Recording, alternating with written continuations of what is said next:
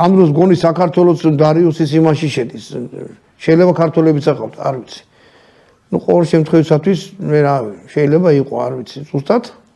მაგრამ ძველი რუკები მაქვს ნანახი საქართველოს მოქცეულია მაგის იმპერიის ქვეშ.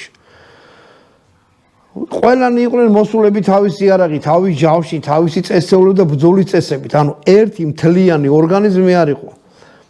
მაკედონელები ერთი მთლიანი ორგანიზმი იყო, მეჯოგიების შვილები იყვნენ, მოგროვდნენ, პროფესიონალური ჯარი ჩამოაყალიბეს და მოვიდნენ საომრად და ესენი ძალათი მორეკილი ხალხი არიან კიდე ისეთი ხალხი, ვისაც ფულს უხდიან. ბერძნებიც აყავთ დაქირავებულები. იმიტომ რომ ეს მაკედონელები ბერძნებსაც აოხრებდნენ და ძალიან ცუდღეში აგდებდნენ. და ისინი ბერძნები ფულზე ომობდნენ და იყვნენ ეგენი ბერძნებიც აყავდა ამას. მოყვანენ და მოკლედ განლაგდნენ. ნივიდა ეხლა ამხელა ჯარს უნდა ეომო ხო წინა დღეს ეხლა აბა როგორი სიტუაცია და კაცი ყავდა ამას. მამამისი ძმაკაცი ფილიპეს მებრძოლი იყო, პარმენიონი ერქვა, ცხენოსანი ჯარისარდალი იყო ძალიან ფრთხილი. ძალიან ჭკვიანი და ძალიან გამოსტილი ეგეთ საქმეებში და პარმენიონი მოთხა რომ მივალთო ძალიან ბევრი არიან და ღამე დავეცეთო რა.